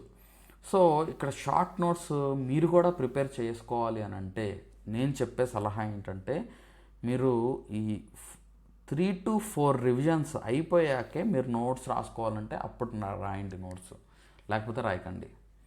ముందే నోట్స్ అయితే రాయకండి. రివిజన్స్ చేశాకే నోట్స్ రాయండి. అప్పుడు రివిజన్స్ చేశాక మీరు నోట్స్ రాస్తే, ఈ previous year questions papers solve చేశాక, రివిజన్స్ చేశాక నోట్స్ రాస్తే మీకు ఏది ఇంపార్టెంట్ కాదు. నెక్స్ట్ డైలీ మనం పెట్టే టెస్ట్లు కూడా అటెంప్ట్ చేస్తూ రివిజన్స్ అయిపోయాక కనుక చేస్తే, మీరు నోట్స్ రాసుకుంటే లాస్ట్ మినిట్ రివిజన్ సార్ అప్పటి వరకు మరి నేనేం చేయమంటారు అని అంటే, రివిజన్ చేస్తూ ఉండండి. రివిజన్ చేయండి, 3-4 సార్లు రివిజన్ చేయండి. తర్వాత అప్పుడు నోట్స్ కూడా మీరు ఈజీగా తయారు చేసేసుకోగలుగుతారు. ఓకే, ఒక పూటలో మీరు ఒక టాపిక్ మీద నోట్స్ రాయగలుగుతారు. లేకపోతే ఏమైందంటే, అక్కడ టెక్స్ట్ బుక్లో ఉన్నదంతా కూడా మీ బుక్లో, మీ షార్ట్ నోట్స్ బుక్లోకి వచ్చేస్తుంది. అది అప్పుడు షార్ట్ నోట్స్ లాంగ్ నోట్స్ అని అంటాం దాన్ని. కాబట్టి మీరు చేయాల్సింది ఏంటంటే, 4 to 5 రివిజన్స్ అయ్యాక మాత్రమే మీరు రివిజన్ నోట్స్ అనేది చేయాలి. ప్రీవియస్ ఇయర్ పేపర్ సాల్వ్ చేశాకే మీరు రివిజన్ నోట్స్ అనేది చేయాలి. అట్లీస్ట్ మనం పెట్టే ఎగ్జామ్స్ కొన్ని టెస్టులు రాస్తున్నాకే మీరు రివిజన్ నోట్స్ అనేది ప్రిపరేషన్ స్టార్ట్ చేయాలి. అప్పుడే మీకు ఏ క్వశ్చన్స్ వస్తాయి, ఎగ్జామ్లో ఏ విధంగా అడుగుతారు, మనం నోట్స్ ఎలా ప్రిపేర్ చేసుకోవాలని మీకు క్లారిటీ వస్తుంది, లేకపోతే రాదు. అర్థమైందా అండి? అదొకటి. నెక్స్ట్ ఇంకోటి ఏంటంటే, అటెండ్ రెగ్యులర్ మాక్ టెస్ట్. ఇది యాక్యురసీ అండ్ టైం మేనేజ్మెంట్ అనేది తెలిసింది. కొంతమంది నాకు చెప్పిన ఇంకొక రీజన్ ఏంటంటే, ప్రిలిమ్స్లో నాకు టైం సరిపోలేదు సార్, సొసైటీ క్వశ్చన్స్ చాలా లెందీగా ఉన్నాయి, నెక్స్ట్ కరెంట్ అఫైర్స్ చాలా లెందీగా ఉన్నాయి సార్, అంత లెందీ క్వశ్చన్స్ నేను చదవలేకపోయాను అని అంటే రీజన్ ఏంటి అని అంటే, ముందు మీరు ఎగ్జామ్స్ రాయడం అనేది ఎక్కువ రాయలేదు. ఎక్కువ రాసుంటే టైం మేనేజ్మెంట్ అనేది మీకు క్వశ్చన్ బట్టి మీకు అర్థమవుతూ ఉంటుంది. ఇప్పుడు మనం క్వశ్చన్స్ కూడా స్టేట్మెంట్ ఓరియంటెడ్ క్వశ్చన్స్ ఇస్తాము. నెక్స్ట్ ఎగ్జామినర్ కూడా ఒకవేళ మీకు స్టేట్మెంట్ ఓరియంటెడ్ క్వశ్చన్స్ వచ్చాయనుకోండి, టైం నాకు సరిపోవట్లేదు అని అనరు మీరు. ఎందుకనంటే ఆల్రెడీ ఇక్కడ నెంబర్ ఆఫ్ మార్క్స్, కొన్ని వందల టెస్టులు మీరు రాసుంటారు కాబట్టి మీకు టైం సరిపోవట్లేదు, నాకు అవ్వట్లేదు, నాకు సరిపోవట్లేదు అనే క్వశ్చనే ఉండదు. ఎందుకనంటే మీరు ఆల్రెడీ రెగ్యులర్ మాక్ టెస్టులు రాస్తున్నారు. డైలీ టెస్ట్ రాయడం అనేది మిమ్మల్ని భయపెట్టడానికి కాదు. ఇప్పుడు కొంతమంది మనం ఎగ్జామ్ టెస్ట్ కండక్ట్ చేసిన తర్వాత ఒక 3 రోజులు 4 రోజులు రాసిన తర్వాత మళ్ళీ టెస్ట్ రాయరు. ఎందుకు అని అంటే భయపడిపోతారు. అరే నాకు 60కి 50 వస్తున్నాయి, లేకపోతే ఈ 50 క్వశ్చన్స్ టెస్ట్లో నాకు 60కి నాకు 10 వస్తున్నాయి, 60కి నాకు 20 మార్క్స్ వస్తున్నాయి, 15 వస్తున్నాయి, కొన్ని వాటిలో తక్కువ వస్తున్నాయి, సో నేను సరిగ్గా చదవట్లేదేమో, నాకు భయం వేస్తుంది, నెగిటివ్ కాన్ఫిడెన్స్ అనేది తెచ్చుకుంటున్నారు. సో అలా ఎప్పుడు చేయకండి. చూడండి, ఇక్కడ మీరు టెస్ట్ రాయడం అనేది ఒక అలవాటుగా కనుక మీరు చేసుకుంటే మీకు అది ఎంత బెనిఫిట్ ఉంటుందంటే, ఇప్పుడు సక్సెస్ అయిన వాళ్ళని అడగండి కావాలంటే, వాళ్ళు చేసిన చాలా ఇంపార్టెంట్ స్టెప్ ఏంటి అని అంటే ఎక్కువ క్వశ్చన్స్ సాల్వ్ చేయడం అండి, డైలీ ఎగ్జామ్స్ రాయడం. అలా ఎగ్జామ్స్ రాసి సక్సెస్ అయ్యి ఏఎస్ఓలుగా డీటెయిల్గా జాబులు సంపాదించుకొని ఇప్పుడు ఉన్నారు. సార్ నాకు సిలబస్ అవ్వలేదు కదా, మరి నేను ఎగ్జామ్ ఎప్పుడు రాయమంటారు అని అంటే అలా కాదండి. ఏ రోజుకి ఆ రోజు మనం షెడ్యూల్ ఇస్తున్నాం. ఈ షెడ్యూల్ ప్రకారం మీకు ఎవ్రీడే 8 PM తర్వాత మీకు టెస్ట్ ఉంటుంది, టెస్ట్ అప్లోడ్ అవుతుంది, టెస్ట్ రాస్తారు. సో అలా టెస్టులు రాయండి. మీకు నష్టం ఏంటి చెప్పండి? మీ నాలెడ్జ్ మీరు ఎంతవరకు చదివారో ఆ రోజు ఆ ఎగ్జామ్ రాసి మీరు తెలుసుకుంటున్నారు అంతే. అర్థమైందా అండి? ఇంకా ఎంతవరకు మీకు గుర్తుంది, ఎలాంటి క్వశ్చన్స్ రావచ్చు, ఇవన్నీ తెలుస్తాయి. ఇప్పుడు మనం పెట్టిన టెస్ట్లో కొన్ని క్వశ్చన్స్ ఎగ్జామ్లో డైరెక్ట్గా రావచ్చు, డైరెక్ట్లో ఇండైరెక్ట్లీ క్వశ్చన్స్ పడవచ్చు. అలా కవర్ అయిన సందర్భాలు ఉన్నాయి. ఇప్పుడు గతంలో మనం గ్రూప్ 2లో మెయిన్స్లో పాలిటీలోంచి 64 క్వశ్చన్స్ మనం కవర్ చేయగలిగాం. ఏపీ హిస్టరీలోంచి కవర్ చేసాం. సైన్స్ అండ్ టెక్నాలజీ అంటే అది చెప్పక్కర్లేదులేండి, అది వెరీ బేసిక్గా ఇచ్చారు పేపర్, దాని గురించి మనం మాట్లాడుకోక్కర్లేదు. ఓకే, ఎకానమీ నుంచి మనం కవర్ చేయగలిగాము. అలాగా నా సలహా ఏంటంటే ఎగ్జామ్స్ రాయండి. మీరు సక్సెస్ అవ్వాలి అని అంటే, మీరు జెన్యూన్గా ఏపీపీఎస్సీ గ్రూప్ 2 ప్రిపేర్ అవుతున్నారంటే ఎక్కువ ఎగ్జామ్స్ రాయండి. మళ్ళీ చెప్తున్నాను, డైలీ ఒక షెడ్యూల్ ఆల్రెడీ మనం ప్రిపేర్ చేస్తున్నాం. ఆ షెడ్యూల్ ప్రకారం మీరు చదువుకోండి, మెటీరియల్ మీకు ఇస్తున్నాము, చదువుకోండి, టెస్ట్ రాయండి. ఓకే, నెక్స్ట్ ఇంకొకటి ఇంపార్టెంట్ థింగ్ ఏంటంటే, ఇప్పుడు కొంతమంది చేసిన మిస్టేక్ ఏంటో చెప్తాను చూడండి. గ్రూప్ 2 మెయిన్స్ గురించి నేను మాట్లాడుతున్నాను. సో ఈ గ్రూప్ 2 మెయిన్స్లో ఎస్పెషలీ స్టూడెంట్స్ సబ్జెక్ట్స్ ఏముంటాయి నేను ఇక్కడ చెప్తున్నాను. ఆల్రెడీ తెలుస్తుంది చాలామందికి, తెలియని వాళ్ళకి మళ్ళీ ఒకసారి. పాలిటీ అండ్ ఏపీ హిస్టరీ ఒక పేపర్, ఇది ఒక పేపర్ 1. పేపర్ 2 వచ్చేసరికి Indian economy, AP economy and SNT and environment. SNT environment ఒకటి. ఓకే, సో ఈ ఎస్ఎన్టీ ఎన్విరాన్మెంట్ ఒకే సబ్జెక్ట్ కింద నేను ఇక్కడ తీసుకుంటున్నాను. సో ఇక్కడ ప్రతి దానికి 75 మార్క్స్ అండి, అంటే పాలిటీకి 75 అండ్ ఇక్కడ ఏపీ హిస్టరీకి 75 మార్క్స్, దీనికి 75 మార్క్స్, దీనికి 75 మార్క్స్. ఇలాగా 4 పార్ట్స్గా ఏదైతే ఉందో, ఇక్కడ స్టూడెంట్స్ చేసిన మిస్టేక్ ఏంటో చెప్తాను చూడండి. పాలిటీ ఏపీ హిస్టరీ నాకు బాగానే వచ్చు, ఆర్ నేను చదువుతాను, నాకు కాన్ఫిడెన్స్, నేను చదవగలను అనే కాన్ఫిడెన్స్, ఓవర్ కాన్ఫిడెన్స్, అండ్ ఈ కాన్ఫిడెన్స్ వల్ల ఏం చేశారంటే ఈ పాలిటీ అండ్ ఏపీ హిస్టరీని బాగా నెగ్లెక్ట్ చేస్తారు. పాలిటీలో తెలిసిన క్వశ్చన్స్ కూడా తప్పులు పెట్టారు. ఏపీ హిస్టరీలో ఈజీ క్వశ్చన్స్ ఇచ్చినా కానీ ఆన్సర్ చేయలేకపోయారు. ఎందుకంటే దాన్ని వెయిటేజ్ అంటే మీ మైండ్లో ఆ ఏపీ హిస్టరీయే కదా నేను చదివేసుకోగలుగుతాను, లేకపోతే నాకు వచ్చు అని అనుకొని అక్కడ తప్పులు చేశారు. సో అప్పుడు ఏమైందంటే పేపర్ 1 స్కోర్ అనేది బాగా పడిపోయింది. చూడండి, ఇక్కడ పేపర్ 1 స్కోర్ అనేది మీరు పేపర్ 1లో మీరు బాగా స్కోర్ చేయగలిగితే, అంటే 150 మార్కులకి 145 టార్గెట్ పెట్టుకోండి, ఆర్ 150కి 150 నేను సాధించుకోవాలని టార్గెట్ పెట్టుకోండి. ఎందుకనంటే అందులో పెద్దగా మారేదేం లేదు. ఏపీ హిస్టరీ అది జరిగిపోయిన చరిత్ర, దాంట్లో మార్పు ఉండదు. చక్కగా ఒక బుక్ తీసుకొని దాన్ని బాగా బైహార్ట్ చేసి దాన్ని బాగా రివిజన్ చేసుకుంటే మీరు 75/75 మార్క్స్ సాధించుకోగలుగుతారు. ఏపీ హిస్టరీలోంచి 75/75 నేను సాధించాలని పెట్టుకోండి. ఎందుకంటే అది హిస్టరీ, మారేదేం లేదు. కొంచెం లోతుగా వెళ్ళి అడిగినా, టఫ్ క్వశ్చన్స్ అడిగినా మీరు ఆన్సర్ చేయాలి. ఎందుకంటే దానిలో కరెంట్ రిలేటెడ్ క్వశ్చన్స్ వచ్చే అవకాశమే లేదు. అర్థమైందా అండి? సో కాబట్టి ఏపీ హిస్టరీ 75/75 మార్క్స్ సాధించుకోవాలని పెట్టుకోండి. అదేవిధంగా ఇక్కడ పాలిటీకి వచ్చేసరికి 75 మార్క్స్లో కొన్ని క్వశ్చన్స్ కరెంట్ రిలేటెడ్, కొన్ని క్వశ్చన్స్ పడచ్చు. లక్ష్మీకాంత్ బుక్ చదివితే మీరు 65 to 70 క్వశ్చన్స్ ఈజీగా ఆన్సర్ చేయగలుగుతారు. ఒకవేళ కరెంట్ అఫైర్స్ డామినేషన్ ఉంటేనే మీరు నష్టపోతారు అంతే. 65 నుంచి 70 క్వశ్చన్స్ లక్ష్మీకాంత్ బుక్ చదివితే మీరు చేయగలరు, నో వితౌట్ డౌట్. నేను చెప్తున్నాను, మళ్ళీ మళ్ళీ చెప్తున్నాను. మీరు ఇంక మార్కెట్లో ఫస్ట్ లక్ష్మీకాంత్ బుక్ చదివిన తర్వాత వేరే బుక్ చదవండి. ఓకే, వేరే ఏ బుక్ అయినా చదవండి, కానీ లక్ష్మీకాంత్ బుక్ చదివిన తర్వాత చదవండి. మళ్ళీ మళ్ళీ చెప్తున్నాను మన స్టూడెంట్స్కి. ఓకే, మనం ఏం చేస్తున్నామంటే ఆ లక్ష్మీకాంత్ బుక్నే సింప్లిఫైడ్ మెటీరియల్ మనం ప్రిపేర్ చేస్తున్నాము. మన మెంటర్షిప్ స్టూడెంట్స్కి 1 by 1 దాన్ని చదువుకుంటున్నారు. దాని రిలేటెడ్ టెస్ట్ అప్లోడ్ అవుతుంది, దాన్ని ప్రాక్టీస్ చేస్తున్నారు. సో ఇక్కడ నేను చెప్పే ఇంపార్టెంట్ పాయింట్ ఏంటి అని అంటే, ఇప్పుడు స్ట్రెంథన్ ఇండియన్ పాలిటీ అని ఇక్కడ చెప్తున్నాను నేను. అంటే you have to strengthen this polity, you have to strengthen this AP history especially. Next sir మరి 12th పాయింట్ చూడండి, అండర్స్టాండ్ ఎకానమీ కాన్సెప్ట్స్. ఎకానమీలో చాలామంది ఫ్యాకల్టీస్ కూడా డేటాని మగప్ చేయమని చెప్పడం చేస్తున్నారు. డేటాని కొన్ని ఇంపార్టెంట్ ఏరియాస్లో మనం డేటా చదవాల్సిందే. ఇప్పుడు బడ్జెట్ వచ్చింది, డేటా చదవాల్సిందే. ఓకే, సర్వేలో ఇంపార్టెంట్ ఇన్ఫర్మేషన్ ఇస్తే అది చదవాల్సిందే, కాదనట్లేదు. కానీ కాజ్ అండ్ ఎఫెక్ట్ చాలా ఇంపార్టెంట్. ఏం జరిగితే ఏమవుతుంది.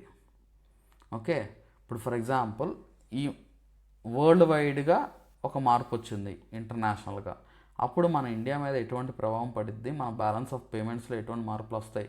ట్రేడ్ డీల్స్ చేసుకుంటున్నాము, కొత్తగా ట్రేడ్ డీల్స్ చేస్తున్నాము డిఫరెంట్ కంట్రీస్లో, అప్పుడు మన బ్యాలెన్స్ ఆఫ్ పేమెంట్స్లో ఏ విధంగా మార్పులు వస్తాయి. అర్థమైందా అండి? సో అలాగే కాజ్ అండ్ ఎఫెక్ట్ అనేది మనం తెలుసుకోవాలి. ఇంటర్నల్గా ఆర్బీఐ రెపో రేట్ పెంచితే మనీ సర్క్యులేషన్ ఎలా పెరిగిద్ది, మనీ సర్క్యులేషన్ ఎలా తగ్గిద్ది, ఎప్పుడు తగ్గిద్ది. ఆర్బీఐ కనుక ఓపెన్ మార్కెట్ ఆపరేషన్స్ కనుక చేస్తే మనీ సర్క్యులేషన్ ఎలా పెరిగిద్ది, మనీ సర్క్యులేషన్ ఎలా తగ్గిద్దా పెరిగిద్దా. సో ఇలాంటివి మనం తెలుసుకోవాలి. అలా కాన్సెప్ట్ బేస్డ్ కనుక మీకు క్వశ్చన్స్ అడిగితే, ఓకే, కాన్సెప్ట్ బేస్డ్ క్వశ్చన్స్ కనుక మీకు వస్తే, ఎగ్జామినర్ కనుక మంచి ఆలోచించి క్వశ్చన్స్ కనుక ట్విస్ట్ చేసి ఇవ్వాలనుకుంటే అలా ఇవ్వచ్చు. రీజనింగ్ బేస్డ్ క్వశ్చన్స్ ఇవ్వచ్చు. మీ నాలెడ్జ్, అసలైన నాలెడ్జ్ టెస్ట్ చేయాలంటే ఎకానమీలో. అర్థమైందా అండి? సో ఈ 12th పాయింట్లో ఎకానమీ కాన్సెప్ట్స్ బాగా అర్థం చేసుకోవాలి. అంటే ఫస్ట్ పేపర్లో మీరు % మార్క్స్ అచీవ్ చేయడానికి మనం దాన్ని బాగా చదవాలి. అండ్ సెకండ్ పేపర్ ఏదైతే ఉందో అక్కడ మనం బాగా అర్థం చేసుకోవడానికి ప్రయత్నం చేయాలి. ఇప్పుడు ఎన్విరాన్మెంట్ క్వశ్చన్స్ ఉన్నాయి, నేను ఆల్రెడీ అనాలిసిస్ చేశాను. Previous year questions science and టెక్నాలజీలో ఎన్విరాన్మెంట్ క్వశ్చన్స్ వచ్చాయి. అవి తెలిసి కూడా తప్పు పెట్టిన క్వశ్చన్స్ మనం చూసాం. కొంతమంది అవి బేసిక్స్ లేకపోవడం వల్ల వాటిని తప్పులు చేశారు. సో ఇక్కడ basics are important. Basics 50% weightage ఇస్తే కరెంట్ అఫైర్స్ 50% వెయిటేజ్ ఇవ్వండి. 2 ఈక్వల్ వెయిటేజ్ ఇవ్వండి. ఏ ఒక్కదానికి ఎక్కువ వెయిటేజ్ ఇవ్వడం అలా చేయకండి. ఎగ్జామినర్ ఏదన్నా అడగచ్చు. ఈ బేసిక్స్కి, బేసిక్ కాన్సెప్ట్స్, కీ కాన్సెప్ట్స్ మీద ఎక్కువ క్వశ్చన్స్ ఇవ్వచ్చు, ఆర్ కరెంట్ అఫైర్స్ మీద ఎక్కువ కాన్సెప్ట్స్, ఎక్కువ క్వశ్చన్స్ పడవచ్చు, ఆర్ రెండింటిని బ్యాలెన్స్ చేయొచ్చు, ఆర్ ఒకదానికే కంప్లీట్గా ఒకదానికే ఇంపార్టెన్స్ ఇచ్చేయచ్చు. అర్థమైందా అండి? సో ఇక్కడ మీరు దృష్టిలో పెట్టుకోవాల్సింది ఏంటంటే కీ కాన్సెప్ట్స్ అనేది మనం పేపర్ 2లో కీ కాన్సెప్ట్స్ మనం బాగా నేర్చుకోవాలి. అంటే పేపర్ 1ని నెగ్లెక్ట్ చేయొద్దు అని నేను ఇక్కడ ఇంపార్టెంట్ పాయింట్ చెప్తున్నాను. దాంతోపాటు పేపర్ 2లో ఏదైతే వీక్ ఏరియాస్ ఉన్నాయో వాటి మీద ఇంకా ఎక్కువ సమయాన్ని మీరు కేటాయించండి. ఓకే, ఇప్పుడు ఫర్ ఎగ్జాంపుల్ పేపర్ 1కి 2 hours కేటాయిస్తున్నారు అనుకోండి. ఓకే, పేపర్ 1కి మీరు వారానికి 3 రోజులు కేటాయిస్తున్నారు అనుకో, పేపర్ 2కి వారానికి 4 రోజులు కేటాయించండి, ఒకరోజు ఎక్స్ట్రా కేటాయించండి. అర్థమైందా అండి? అలాగా. అంతేకాని మొత్తం వారానికి 5 రోజులు వారానికి 6 రోజులు పేపర్ 2 చదువుకొని పేపర్ 1కి ఒక రోజు కేటాయించడం ఇలా చేయకండి చెప్తున్నాను. ఎందుకంటే ఇక్కడ మనకు వచ్చే మార్కులే అవే 150 మార్కులు, ఇక్కడ మనకు పేపర్ 2లో వచ్చేది 150 మార్కులే. ఒకదానికి ఎక్కువ చదివితే ఎక్కువ మార్కులు ఏమి వచ్చేది, కానీ మనం ఎక్కడైతే వీక్ ఏరియాస్ ఉన్నాయో వాటిని ఇంకొంచెం బాగా చదువుతూ ఎక్కడైతే మనకు స్కోరింగ్ అయితే ఎక్కడైతే ఉందో ఆ స్కోరింగ్ దాన్ని కూడా మనం బాగా చదవాలి. దీని మీద ఎందుకు ఎంత స్ట్రెస్ చేసి చెప్తున్నానంటే ఈ పేపర్ 1ని నెగ్లెక్ట్ చేయడం వల్ల జాబులు కోల్పోయారు, జస్ట్ 200 మార్క్స్ దగ్గర ఆగిపోయారు. ఓకే, కొంతమంది. ఓకే, నెక్స్ట్ చూడండి. ఫస్ట్ ఇంకొకటి 13th పాయింట్ వచ్చేసరికి ఏపీ గవర్నమెంట్ స్కీమ్స్ అనేవి చాలా ఇంపార్టెంట్. ఇప్పుడు ఏ స్కీమ్ ఎప్పుడు లాంచ్ చేశారు, ఇప్పుడు క్వశ్చన్స్ కొన్నిసార్లు అడగచ్చు అడగకపోవచ్చు, అయినంత మాత్రాన మనకు ఒక 2 మార్కులు 3 మార్కులు 5 మార్కులు వస్తున్నా కానీ లేకపోతే ఒక 2 మార్కులు వస్తున్నా అది మనకి ఇంపార్టెంట్. ఆ 2 మార్కులే మన ఫేట్ని డిసైడ్ చేయొచ్చు. 1 మార్క్ వచ్చినా అది మనకి ఇంపార్టెంట్ అనే అర్థం, ఎస్పెషల్లీ మెయిన్స్లో. ఎందుకంటే ఆ 1 మార్క్ మన ఫేట్ని డిసైడ్ చేయొచ్చు. కాబట్టి AP government schemes and programmes ఏదైతే ఉందో బోత్ ప్రిలిమ్స్ అండ్ మెయిన్స్కి 2 ఇంపార్టెంట్. కరెంట్ అఫైర్స్లో ప్రిలిమ్స్లో అడగచ్చు, వేరాజ్ మెయిన్స్లో వచ్చేసరికి ఎకానమీలో అడగచ్చు, ఏపీ ఎకానమీ. ఓకే, పేపర్ 2లో. సో కాబట్టి అది రెండింటికి ఇంపార్టెంట్. నెక్స్ట్ మన రీడింగ్ స్పీడ్ని కూడా పెంచుకోండి. సార్ కొంతమంది నాకు చెప్తూ ఉంటారు, సార్ నాకు ఒక రోజంతా పట్టేస్తుంది సార్ ఒక టాపిక్ చదవడానికి. ఓకే, అంటే మీ బ్రెయిన్ ఇంకా అలవాటు పడలేదని అర్థం. మీ బ్రెయిన్ గ్రాస్పింగ్ అనేది చదివే కొద్దీ మన బ్రెయిన్ గ్రాస్పింగ్ పవర్ కూడా పెరుగుద్ది. సో పక్క నుంచి మీరు బ్రెయిన్ని డ్యామేజ్ చేస్తున్నారు అనుకోండి. డ్యామేజ్ చేయడం ఏంటి? ఆందోళన చెందడం, స్ట్రెస్ తీసుకోవడం, బాగా ఎక్కువ స్ట్రెస్ తీసేసుకోవడం, నేను టాపిక్ కవర్ చేస్తానా లేదా అని టెన్షన్ పడిపోవడం. ఓకే, ఆర్ నేను సక్సెస్ సాధిస్తానా లేదా అని టెన్షన్ పడిపోవడం, ఆర్ మనం మధ్యలో సోషల్ మీడియాని యాడ్ చేసేసుకోవడం, సోషల్ మీడియాలో ఎక్కువ సమయాన్ని గడపడం. సో ఇవన్నీ ఫైనాన్షియల్ టెన్షన్స్ ఇవన్నీ మైండ్లో పెట్టుకున్నారనుకోండి, మీరు రీడింగ్ స్పీడ్ అనేది తగ్గిపోయింది. మీరు ఎక్కువ సమయం తీసుకుంటారు ఒక టాపిక్ చదవడానికి. కొంతమందికి ఏంటంటే ఇప్పుడు స్టార్టింగ్లో ఇప్పుడే స్టార్ట్ చేశారనుకో మీ ప్రిపరేషన్, కొన్ని రోజులు మీ రీడింగ్ టైం అనేది ఎక్కువ ఉంటుంది. దాని గురించి వర్రీ అవ్వకండి. మీరు చదివే కొద్దీ ఎవ్రీడే 1% ఏదన్నా మీకు ఇంప్రూవ్మెంట్ అనేది మీలో కనిపించేలా మీరు చేసుకోవాలి.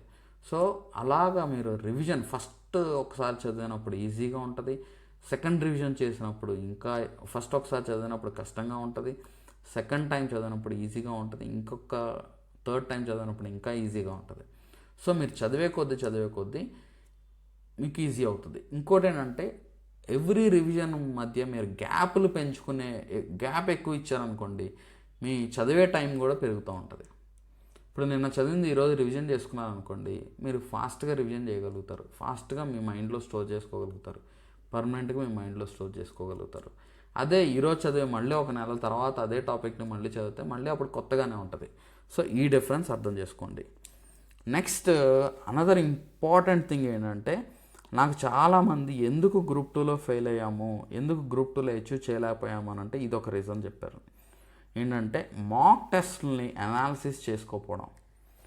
ఇప్పుడు మాక్ టెస్ట్లో పర్ఫార్మెన్స్ కనుక మీకు తగ్గుతుంది అని అంటే ఆందోళన చెందాల్సిందే, కానీ ఫస్ట్ టెన్షన్ తీసేసుకోకుండా మీరు చేయాల్సింది ఎందుకు తగ్గుతుంది, నేను ఎలా ఇంప్రూవ్ చేసుకోవాలి, ఇది ఆలోచించుకోండి. మనం నెంబర్ ఆఫ్ క్వశ్చన్స్ టెస్ట్ పెడతా ఉంటాము, అందులో మనం పెట్టే టెస్టులు టఫ్గా ఉంటాయి. కాబట్టి మీరు ముందే టెన్షన్ పడిపోకండి. సార్ నాకు 50 క్వశ్చన్లకి 10 మార్కులు వస్తున్నాయి, 15 మార్కులు వస్తున్నాయి అని వర్రీ అవ్వకండి. టఫ్గానే ఉంటాయి. ఈ టఫ్నెస్ మీరు ఇప్పుడు ప్రిపేర్ అయితేనే, ప్రాక్టీస్ అయితేనే మీరు life long rest of the preparation life ఏదైతే ఉందో అది గుర్తుపెట్టుకోగలుగుతారు. అక్కడ మీకు అది ఉపయోగపడుద్ది. ఇప్పుడు టఫ్ టెస్ట్ మీరు తీసుకుంటేనే ఇప్పుడు ఈజీగా మీకు మార్కులు నీకు వచ్చేస్తున్నాయి అనుకోండి, 50కి 50 ఈజీగా వచ్చేస్తున్నాయి అనుకోండి, అంటే కొన్ని ఈజీ క్వశ్చన్ పేపర్స్ ఉంటాయి. అది కనుక అలాంటివి మీరు రాశారనుకోండి, ఈజీగానే ఉంది కదా ఇంకా నేను ఇదే చదువుకుంటే చాలు అనుకుంటారు. కానీ ఎగ్జామ్ పేపర్ టఫ్గా వస్తే అప్పుడు ఏం చేస్తారు, అదే ఇప్పుడు ఏదైతే ఉందో ఆ టఫ్ ఎగ్జామ్స్ మీరు ఇప్పుడే రాస్తే ఎగ్జామ్లో ఈజీగా వచ్చినా will be very happy. So మనం టెస్టులు రాయడం మాత్రమే కాదు, దాని పర్ఫార్మెన్స్ని కూడా మీరు అనాలిసిస్ చేసుకోండి. ఇప్పుడు ఏ టాపిక్లో నేను ఎక్కువ స్కోర్ చేశాను, ఏ టాపిక్లో తక్కువ స్కోర్ చేశాను. ఇప్పుడు ఎక్కువ స్కోర్ చేశానంటే నేను బాగా చదివాను వచ్చింది, ఇది బాగా చదవలేదు రాలేదు, ఆర్ ఎక్కడన్నా డైవర్ట్ అయ్యానా, డీవియేట్ అయ్యానా, ఎక్కడన్నా స్కిప్ చేశానా, ఇలాంటివి అనాలిసిస్ చేసుకొని ఇంకా రోజు రోజుకి మీ పర్ఫార్మెన్స్ని ఇంకా బెటర్ చేసుకోవడానికి ట్రై చేయండి. సో 16th ఇంపార్టెంట్ పాయింట్ వచ్చేసరికి ఏంటంటే కన్సిస్టెన్సీ అనేది చాలా ఇంపార్టెంట్. అంటే ప్రతిరోజు చదవడం, ప్రతిరోజు ఎగ్జామ్ తీసుకోవడం అనేది చాలా ఇంపార్టెంట్. ఇలా ప్రతిరోజు చదవడం, ప్రతిరోజు ఎగ్జామ్ రాయడం అనేది చాలా తక్కువ మంది చేస్తారు. ఇప్పుడు మనకు వేల మంది మన దగ్గర మెంటార్షిప్లో జాయిన్ అయినా రాసేవాళ్ళు 100లో ఉండొచ్చు, లేకపోతే 10లో ఉండొచ్చు, ప్రతిరోజు రాసేవాళ్ళు. ఎందుకనంటే ఎవ్రీడే రాయాలని చెప్పేసి ఎవ్రీడే ప్రాక్టీస్ చేయాలని ఆ కంటిన్యూటీ, సిన్సియారిటీ అనేది అందరికీ ఉండదు. సో ఆ కంటిన్యూటీ, సిన్సియారిటీ అనేది మీలో కూడా ప్రతి ఒక్కళ్ళలో కూడా రావాలి. వస్తేనే మీరు సక్సెస్ అవుతారు. మన మెంటార్షిప్ స్టూడెంట్స్ అందరికి కూడా ముఖ్యంగా మళ్ళీ నేను చెప్తున్నాను, ప్రతిరోజు మనం టెస్ట్ అప్లోడ్ చేస్తున్నాం కాబట్టి అది రాయండి, చదవండి, ప్రాక్టీస్ చేయండి. ఎప్పుడన్నా ఒకసారి మీకు అవుట్ ఆఫ్ స్టేషన్ ఉన్నప్పుడు అప్పుడు ఆ నెక్స్ట్ డే అప్లోడ్ చేయడం ఇలా చేస్తాం. కానీ మీరు ఆ కన్సిస్టెన్సీ మెయింటైన్ చేయండి. ప్రతిరోజు చదవడం, ప్రతిరోజు ఎగ్జామ్ రాయడం అనేది చాలా ఇంపార్టెంట్. అప్పుడే మీరు సక్సెస్ అవుతారు. నెక్స్ట్ ఇంకోటి ఏంటంటే మీరు చదివేటప్పుడు కూడా లాంగ్ బ్రేక్స్ తీసుకోకండి. ఇప్పుడు ఫర్ ఎగ్జాంపుల్ మీ ఫ్రెండ్ వస్తాడు, నువ్వు చదువుతున్నావు, మీ ఫ్రెండ్ వస్తాడు, వచ్చి చాయ్ తాగుదామని చెప్పేసి అంటాడు, నువ్వు వెళ్తావు, చాయ్ తాగడానికి వెళ్ళి అక్కడే ఉండిపోవద్దు, మళ్ళీ వెంటనే వచ్చేసేసి దాని టైం కూడా మీరు చూసుకోండి. ఇప్పుడు 10 నిమిషాలు 15 నిమిషాలు పెట్టుకోండి, దానికి రిలాక్స్ అవ్వద్దు అనట్లేదు. ఒక 10 నిమిషాలు 15 నిమిషాలు అది సహజం ఎవరికన్నా, వెళ్ళడం మళ్ళీ వచ్చి కూర్చొని చదవడం. అదే చదివింది ఒక 10 నిమిషాలు 15 నిమిషాలు చదువుకొని ఛాయ్ తాగడానికి అని వెళ్ళి 45 నిమిషాలు అక్కడే మీరు గడిపారనుకోండి, మీరు నష్టపోతారు. రోజులు గడిచిపోతూ ఉంటాయి. ఓకే, మీకోసం ఏది ఆగదు, గుర్తుపెట్టుకోండి.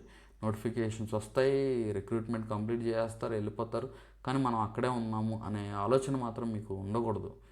ఓకే, ఇప్పటికి ఆల్రెడీ నష్టపోయిన వాళ్ళు నష్టపోయారు, కానీ ఇప్పటికైనా మేల్కొని చదువుకోండి. లాంగ్ బ్రేక్స్ అయితే తీసుకోకండి. ఇప్పుడు మనం కూడా షెడ్యూల్ ఏంటి, ప్రతిరోజు షెడ్యూల్ ఇస్తున్నాం. ఇప్పుడు కొంతమంది చెప్తారు, సార్ వారానికి 3 రోజులే షెడ్యూల్ ఇవ్వండి, వారానికి 4 రోజులు షెడ్యూల్ ఇవ్వండి, 3 రోజులు గ్యాపే ఉంది సార్ అని అంటారు. ఇక్కడ హ్యూమన్ మైండ్ సెట్ ఎలా ఉంటుందో చెప్పనా, 3 రోజులు గ్యాప్ ఉందనుకోండి, ఆ 3 రోజులు చేసే పని, చదివేది ఏదో లాస్ట్ ఒక్కరోజే మీరు చదువుతారు.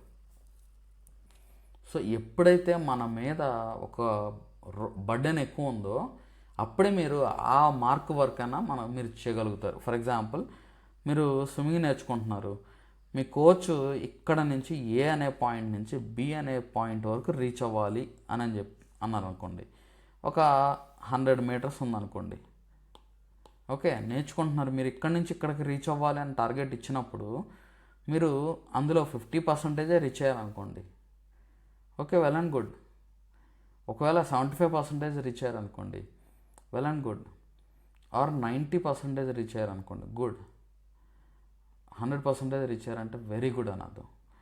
నేను ఇచ్చిన టార్గెటే మీకు 50 మీటర్స్ టార్గెట్ ఇచ్చి మీరు రీచ్ అవ్వాలి అని అన్నాను అనుకోండి, మీరు మహా అయితే ఒక 25 మీటర్స్ దగ్గర ఆగిపోతారు. కానీ ఇక్కడ ఏంటి, ఈ ఎక్స్ట్రా మైల్ ఏదైతే తీసుకుంటున్నారో ఆ ఎక్స్ట్రా మైలే మిమ్మల్ని కాపాడిద్ది. సో అక్కడే ఆ షెడ్యూల్ అలా టైట్ ఉంటేనే మీరు చదువుతారండి. షెడ్యూల్ కనుక రిలాక్స్గా ఉంటే మీరు చదవరు. అందుకనే ఇంతమంది ఎందుకని స్టూడెంట్స్ ఇప్పుడు కోచింగ్లు తీసుకొని గంటల తరబడి వీడియోలు వింటూ ఇన్ని చేస్తున్నా కానీ ఎగ్జామ్స్ ఎందుకు రాస్తున్నారు, షెడ్యూల్ ఆల్రెడీ ప్రిపేర్ అయిన వాళ్ళు 1:2 రేషియోలో ఉన్నోళ్ళు మళ్ళీ ఎందుకు జాయిన్ అయ్యి మళ్ళీ ఎగ్జామ్స్ ఎందుకు రాస్తున్నారు, రీజన్ ఏంటి అని అంటే our schedule will push you అనమాట. మనం ఇచ్చే షెడ్యూలే మిమ్మల్ని ముందుకు నెట్టిద్ది. ఎస్ నేను చదవాలి, ఎస్ నేను చదువుకోవాలి, ప్రాక్టీస్ చేయాలి అన్న మైండ్ సెట్ వస్తుంది. ఒక ప్లాన్ ఉంటేనే ఆ ప్లాన్ ప్రకారం మీరు చదువుకోగలుగుతారు, మీకు మీరే చదువుకోలేరు.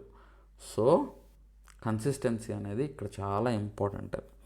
Next another important 17th point ఏంటంటే డిస్ట్రాక్షన్స్ని అవాయిడ్ చేయాలి. మన సోషల్ మీడియా యూసేజ్ ఎంతో చూడండి, మీ స్క్రీన్ టైం ఎంతో చూసుకోండి. ఆ స్క్రీన్ టైం కనుక బియాండ్ లిమిట్స్ వెళ్ళిపోతుంటే you are in danger zone అర్థం. సో ఆ స్క్రీన్ టైంని వీలైనంత తగ్గించుకోండి. మీ మొబైల్ని పక్కన పెట్టండి మీరు చదువుకునేటప్పుడు, ఓకే, ఆఫ్లో పెట్టేయండి చదువుకునేటప్పుడు కావాలంటే. మొబైల్ యాజ్ అ డివైస్గా మీరు చదువుకుంటున్నారు అని అంటే ఓకే, వెల్ అండ్ గుడ్, కాదనట్లేదు. ఇప్పుడు కొంతమంది ప్రింట్ తీసుకోవడానికి అవకాశం లేకపోవచ్చు, కొంతమంది ఏంటంటే మొబైలే ఉండొచ్చు, ఓకే, వేరే డివైస్ లేకపోవచ్చు, చదువుకోవడానికి ఉంది అని అంటే ఓకే. దేనికి వాడుతున్నాం, మన దగ్గర ఉన్న ఆయుధాన్ని దేనికి వాడుతున్నాం అనేది ఇంపార్టెంట్. సో డిస్ట్రాక్షన్స్, ఇన్స్టాగ్రామ్లో గంటల తరబడి గడపడం, యూట్యూబ్లో గంటల తరబడి మీరు అక్కడే ఉండిపోవడం, ఇలాంటివి చేయకండి. ఫస్ట్ ఈ డిస్ట్రాక్షన్స్ని అవాయిడ్ చేయండి. నెక్స్ట్ 18th పాయింట్ ఇంకోటి ఏంటంటే maintain physical and mental health also. ఇప్పుడు మీరు అవసరమైతే రోజు ఏం చేస్తారంటే అట్లీస్ట్ ఇప్పుడు గంటల తరబడి ఎక్సర్సైజ్ చేయమని, గంటల తరబడి పరిగెట్టమని నేను చెప్పట్లేదు. Whether men or women both, ఇద్దరికి కూడా నేను చెప్పేది ఏంటంటే అట్లీస్ట్ ఒక ½ అన్ అవర్ ఫిజికల్ యాక్టివిటీ ఏదో ఒకటి చేయండి. యోగా అవ్వచ్చు, మెడిటేషన్ అవ్వచ్చు, ఇప్పుడు ఆర్ మీరు వాకింగ్ అవ్వచ్చు. ఇప్పుడు మీ స్టడీ హాల్కి వెళ్తున్నారు, నడుచుకుంటూ వెళ్ళండి, కొంచెం డిస్టెన్స్లో ఉంది అని అంటే అక్కడ వరకు నడుచుకుంటూ వెళ్ళండి, ఓకే. ఆర్ ఒక ½ అన్ అవర్ వాకింగ్ చేయండి, or ½ an hour exercise meditation చేసుకోండి, ఒక 10 minutes మెడిటేషన్ చేసుకోండి, ఓకే. ఇప్పుడు మీరు చైర్లోనే, అవసరమైతే చైర్లోనే కూర్చొని, మీ స్టడీ హాల్లో ఉన్నారు, చైర్లోనే కూర్చొని మెడిటేషన్ చేసుకోండి. ఆర్ హౌస్ వైఫ్స్ ఎవరైతే ఉన్నారో సో వాళ్ళ ఇంటి దగ్గరే కూర్చొని మెడిటేషన్ చేసుకోండి ఓ 10 minutes. సో అప్పుడు మన మైండ్లో ఉన్న ఆలోచనలన్నీ ఫ్లో అవుతూ ఉన్న మైండ్లో ఆలోచనలు ఏవైతే ఉన్నాయో ఒక ఆర్డర్లో వెళ్తాయి అనమాట. మన బ్రెయిన్ అంతా చికాక్గా క్లమ్జీగా ఉండకుండా మెడిటేషన్ అనేది మీకు కొంత మెంటల్ పీస్ని ఇస్తుంది అనమాట. సో మెడిటేషన్ చేసుకోండి. Next always stay motivated. నేను మన స్టేటస్లో కూడా ఎప్పటికప్పుడు షేర్ చేస్తూ ఉంటాను, గ్రూప్స్లో కూడా మిమ్మల్ని మోటివేట్ చేస్తూ ఉంటాను, యూట్యూబ్ ద్వారా మోటివేట్ చేస్తూ ఉంటాను, ఓకే. సో ఎప్పుడు కూడా కాన్ఫిడెంట్గా ఉండండి, మీరు ఖచ్చితంగా సాధించుకోగలుగుతారు. మీలో ఉన్న లోపాలు ఏంటో తెలుసుకోండి. ఎగ్జామ్స్ రాయట్లేదా, ఎగ్జామ్స్ రాయండి. రివిజన్ చేయట్లేదా, రివిజన్ చేయండి. యాక్యురసీ రావట్లేదా, యాక్యురసీ రావాలంటే ఏం చేయాలో ఆలోచించండి, ఓకే. సో ఎక్కడైతే మీలో లోపాలు ఉన్నాయో ఆ లోపాలన్నీ 1 by 1 సవరించుకుంటూ ఉంటే అప్పుడు ఆటోమేటిక్గా మీకు కాన్ఫిడెన్స్ వస్తుంది, మోటివేషన్ వస్తుంది. ఇప్పుడు మీరు ఒక్కొక్క అచీవ్మెంట్, ఇప్పుడు 10 questions 10 మార్కులు మీరు సాధించారు, ఓకే, అదొక అచీవ్మెంట్. 11 మార్కులు సాధించారు రేపు, అదొక అచీవ్మెంట్. 15 మార్కులు సాధించారు రేపు ఎల్లుండు, అదొక అచీవ్మెంట్. సో అలా మీరు ఇంప్రూవ్ అయ్యే కొద్దీ మీలో కాన్ఫిడెన్స్ పెరుగుతూ ఉంటుంది. ఎగ్జామ్స్ రాసే కొద్దీ కాన్ఫిడెన్స్ పెరుగుద్ది. ప్రీవియస్ ఇయర్ పేపర్స్ సాల్వ్ చేసే కొద్దీ మీలో ఒక నమ్మకం పెరుగుద్ది. ఎస్ నేను సాధించగలను, ఈ పేపర్స్ అనేది నేను సాల్వ్ చేశాను కాబట్టి నేను సాధించుకోగలను అని అనిపించింది, okay. So and finally follow proper guidance and mentorship. So ఇది right strategy and guidance increases success chances అనమాట. సో ఇప్పుడు గతంలో సార్ నేను సొంతగా ప్రాక్టీస్ చేశాను, ఇప్పుడు మీ ఓన్గా ఉండే కెపాసిటీ ఒక ఎత్తు అయితే మీతో ప్రాక్టీస్ చేయించి మిమ్మల్ని ముందుకు తీసుకెళ్ళడం ఒక ఎత్తు అండి.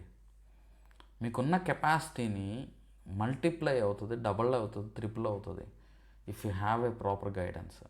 ప్రతిరోజు చదవడం, ప్రతిరోజు ఎగ్జామ్ రాయడం, ప్రతిరోజు ఈ షెడ్యూల్ ఇవ్వడం, ఇదంతా నాకు టైం టేకింగ్ అయినా కానీ మీకు ఎందుకు ప్రిపేర్ చేసి ప్రతిరోజు మీకు చేయడానికి. ఎగ్జామ్ టెస్ట్ ప్రిపేర్ చేయాలంటే ఒక క్లాస్ చెప్పడం చాలా ఈజీ, టెస్ట్ ప్రిపేర్ చేసే దానికన్నా. టెస్ట్ ప్రిపేర్ చేయడానికి ఒక 100 మార్కుల క్వశ్చన్ టెస్ట్ ప్రిపేర్ చేయడానికి కనీసం మీకు ఎంత లేదన్నా 7-8 hours పట్టిద్ది 100 marks క్వశ్చన్ పేపర్ తయారు చేయడానికి, ఓకే. సో అదే మీకు ఒక క్లాస్ చెప్పడానికి చాలా ఈజీగా అయిపోద్ది. ఒక 1 అవర్లో 2 అవర్స్లో ఒక క్లాస్ చెప్పేసేయచ్చు. కానీ ఇంత కష్టపడి మీకోసం ఎగ్జామ్స్ ప్రిపేర్ చేస్తున్నాము అని అంటే దానికి మీరు న్యాయం చేయండి, రాయండి ఎగ్జామ్, మీరు కూడా యూటిలైజ్ చేసుకోండి. ఓకే, సో మనకి గ్రూప్ 2 మెంటార్షిప్ బ్యాచ్ అనేది ఇది ఈరోజు నుంచి స్టార్ట్ అవుతుంది. ఒకవేళ కనుక మీరు ఈ తర్వాత చూసినా కానీ మీరు అప్పుడున్న మెంటార్షిప్ బ్యాచ్ ఏదైతే ఉందో దాంట్లో జాయిన్ అవ్వచ్చు. అయితే ఈరోజు నుంచి మన మెంటార్షిప్ బ్యాచ్ ఏదైతే ఉందో దాంట్లో మీరు జాయిన్ అయ్యి మీరు ఫాలో అవ్వండి. షెడ్యూల్ ఇచ్చిన దాన్ని చక్కగా చదువుకోండి, రివిజన్ చేసుకోండి, మీ లైఫ్ చేంజ్ చేసుకోండి. సార్ నేను గంటల తరబడి క్లాసులు వింటూనే ఉంటాను సార్, నాకు అది ఇష్టం సార్ అని అంటే అక్కడే ఉండిపోండి. ఓకే, అంతేగాని మీరు ప్రాక్టీస్ చేస్తేనే సక్సెస్ వస్తుందండి. ఇప్పుడు అథ్లెట్ మైండ్ సెట్ ఉండాలి. అథ్లెట్ గ్రౌండ్ మీద ప్రాక్టీస్ చేస్తేనే సక్సెస్ వస్తుంది. గ్రౌండ్ మీద ఇప్పుడు థియరీ నేర్చుకుంటారు, మీరు క్లాసుల్లో థియరీ నేర్చుకుంటారండి, కాన్సెప్ట్ నేర్చుకుంటారు, కానీ మీరు పేపర్ మీద పెన్ను పెట్టాల్సిందే, అంటే ప్రాక్టీస్ చేయాల్సిందే. ఓకే, ఎంసీక్యూస్ రాయాల్సిందే, టెస్టులు రాయాల్సిందే, అప్పుడే మీకు సక్సెస్ వస్తుందండి. ఓకే, మిమ్మల్ని వెతుక్కుంటూ మీరున్న చోట నుంచే సక్సెస్ సాధించుకోవచ్చు. మీరు ఎక్కడికి వెళ్ళక్కల్లా, హైదరాబాద్ లేకపోతే ఇంకో చోట ఎక్కడికో మూవ్ అవ్వాల్సిన అవసరం లేదు. మీరు ఉన్న చోట నుంచే ఒక ప్రాపర్ ప్లానింగ్తో పర్ఫెక్ట్గా మీరు సక్సెస్ సాధించుకోవచ్చు. కేవలం ఒక 1 or 2 ఇయర్స్లో మీ లైఫ్ని కంప్లీట్గా చేంజ్ చేసుకోవచ్చు. ఒక్క నోటిఫికేషన్లో మీ జీవితం మార్చుకోవచ్చు. చూడండి, స్కిల్స్ ఉండి ఐటీ ఫీల్డ్లో వెళ్ళి లేకపోతే వేరియస్ సెక్టార్స్లో స్కిల్స్ ఉంటే ఓకే, లేదు నా లైఫ్ ఇది నేను సాధించుకోవాలి, ఇక్కడ నేను అచీవ్ చేయాలి అని అనుకుంటే మాత్రం మీరు ఖచ్చితంగా ఎగ్జామ్స్ అయితే రాయండి, షెడ్యూల్ ఫాలో అవ్వండి, ప్రాక్టీస్ చేయండి. మన మెంటార్షిప్ స్టూడెంట్స్ అందరికి కూడా నేను చెప్తున్నాను, మళ్ళీ మీకోసం ఎగ్జామ్ కండక్ట్ చేస్తున్నాను. మీరు ఎగ్జామ్ రాస్తేనే మీరు సక్సెస్ అవుతారు. వేరే వాళ్ళు ఎవరో రాస్తే కాదు.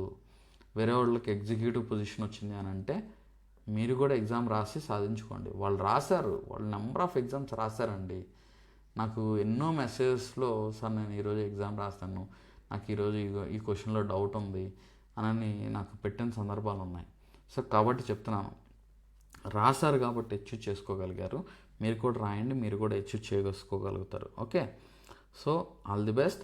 మన ఈ కోర్సు సంబంధించిన డిస్క్రిప్షన్లో లింక్ కూడా ఇస్తున్నాను, మీరు ఫాలో అవ్వండి. నెక్స్ట్ హోలీ సందర్భంగా మనం 30% డిస్కౌంట్ ఆఫర్ ఇస్తున్నాం, గుర్తుపెట్టుకోండి. ఇది ఈ హోలీ సందర్భంగా మాత్రమే వస్తుంది. ఇది దాటిపోతే మాత్రం మళ్ళీ 10%, 15%, 20% ఉంటుంది. సో అప్పుడు ఆ పర్సంటేజ్ ఏదైతే ఇస్తున్నామో దాంతోనే మీరు తీసుకోవాల్సింది ఉంటుంది అనమాట. ఓకే, సో ఇప్పుడు for a short period just ఒక 2 డేస్కి ఇది మనం ఈ ఆఫర్ అయితే ఇస్తున్నాము. యూటిలైజ్ చేసుకున్న వాళ్ళు యూటిలైజ్ చేసుకోండి. Thank you so much.